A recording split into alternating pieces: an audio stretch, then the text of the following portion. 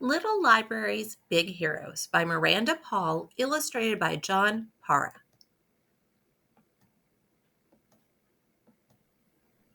Little Libraries, Big Heroes by Miranda Paul, illustrated by John Para. For thousands of years, people have loved stories about heroes, mythical heroes, historical heroes, and even ordinary heroes, like this guy, Todd. Pretty ordinary, right? Here's Kid Todd pretending to be a superhero. In school, he didn't feel heroic. Even though his mother had been a teacher who loved books, reading was difficult for him. He was often scolded for asking too many questions and was told that he wasn't a good student.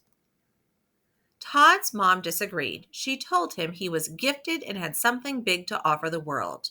You could do anything, she said. He hoped she was right. Todd studied hard, graduated from school, and got a job. At work, Todd discovered that he liked helping others. But then his mother died, and he became the one who needed help to get through sad times. He missed her terribly. Memories of his mom teaching neighborhood kids how to read gave Todd an idea.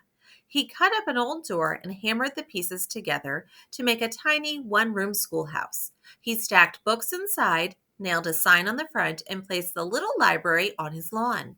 Now he could share his mother's love of reading with anyone who passed by. There was just one problem.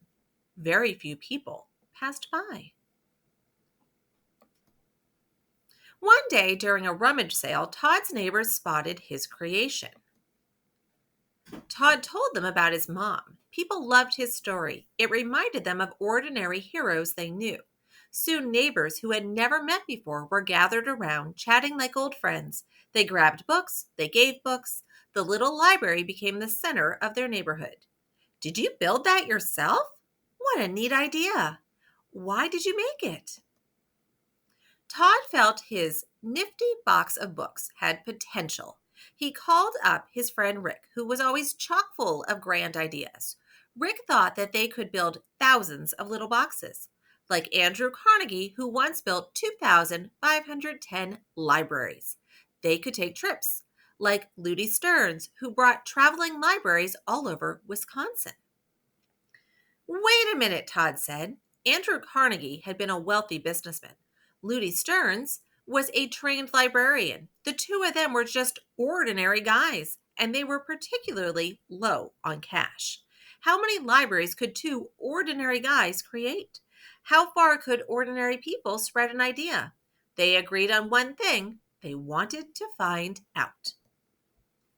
For months, they salvaged, designed, sawed, and painted. They learned important skills such as how to recycle a barn, how to pick out a sliver, and how to convince family members that sawing and painting were fun. The team lined up their finished masterpieces and waited for the crowds. But the crowds didn't come. Only one person bought a little library. The freshly built library sat and sat and sat. The team's spirits withered as they waited. Books are filled with great ideas, they knew, but those ideas could only spread if people actually read them. So Todd and Rick decided that if people wouldn't come get the libraries, they'd bring the libraries to the people. Out they went with 30 tiny libraries, planting them like seeds between Madison, Chicago, and Minneapolis. Just like at the rummage sale, folks gathered around. Curiosity lured readers to the little boxes. They borrowed and shared books.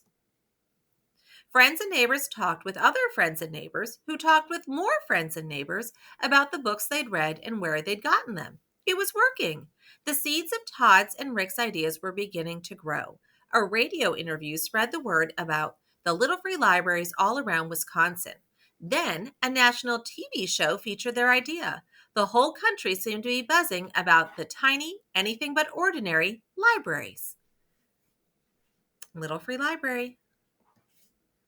Over the next year, 400 little libraries sprang up across the United States.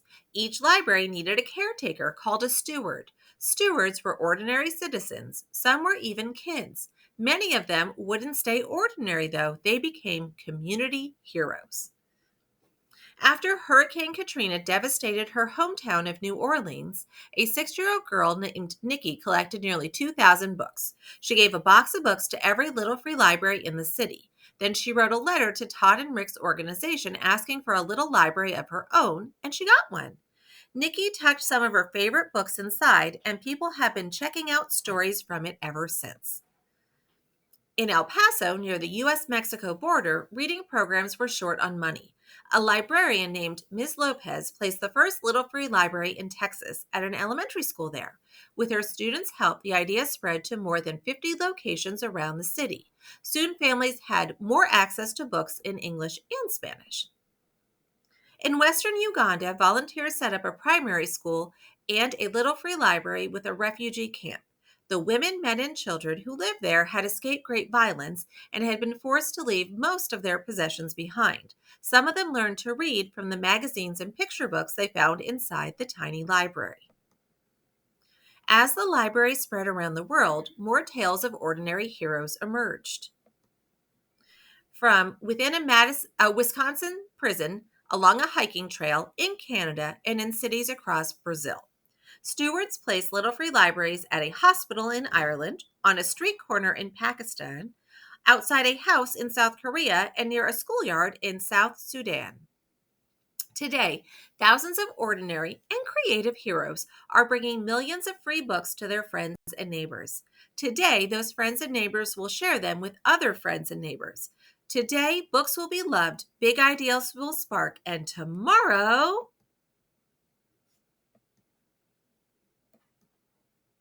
who knows? Tomorrow might bring another hero story written by you and shared with the whole wide book-loving world. Here's an author's note. When I'm working on a nonfiction story, I tend to find out more information than will ever fit into one picture book. Such was the case with Little Library's Big Heroes. Through reading articles and conducting personal interviews with the co-founders and stewards of Little Free Library, there was a common theme: the power of books. Books have helped me get through tough times as well as gain a better understanding of our world.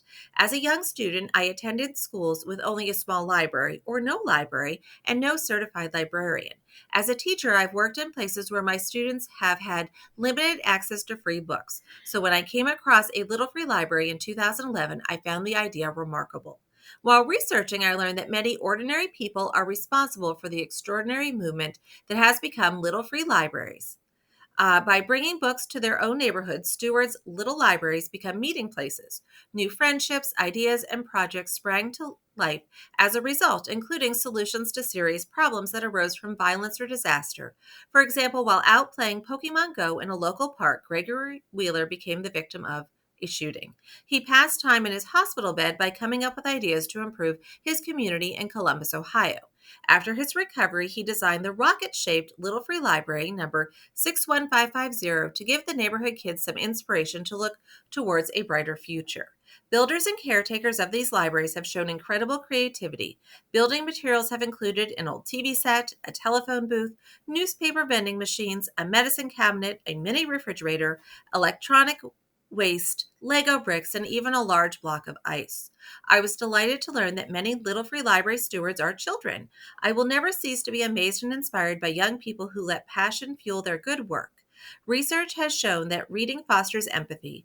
To witness a global movement of grown-ups and young people committed to a culture of reading is encouraging and empowering. Long live books and the ordinary heroes who write, read, and share them. If you would like to become a steward and bring the joy of books to your community, visit littlefreelibrary.org to get started. More about Little Free Libraries. A Little Free Library is a registered container that houses free books for exchange with a current motto, take a book, share a book.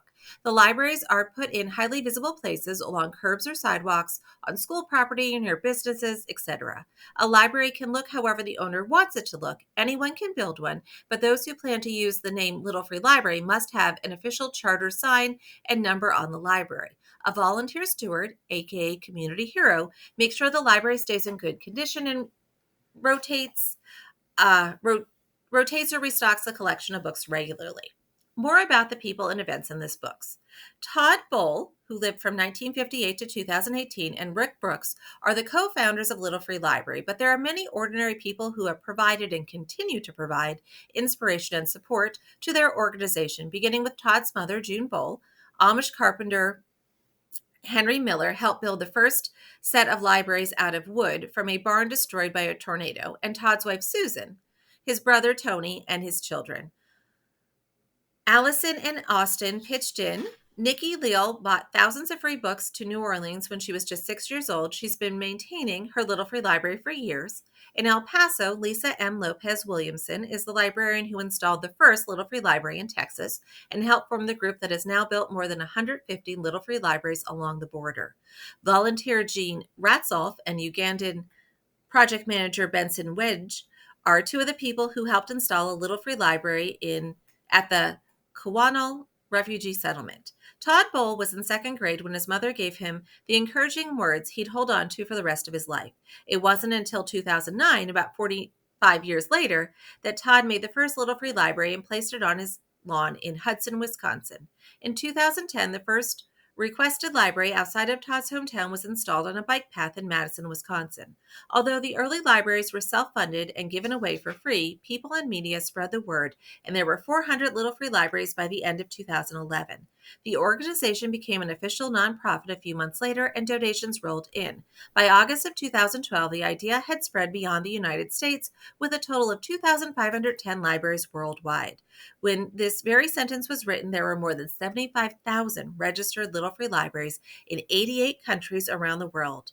All of the locations mentioned in this story describe actual libraries. To learn more, here are some other books that you could look at. And remember, you can be the story of change. Todd H. Bull. To Sharon, Molly, and Robert, Bookmobile Bob Ripley, and my childhood library hero. And for the Santa Barbara and Goleta Public Libraries, my first introduction into a wider and imaginative world.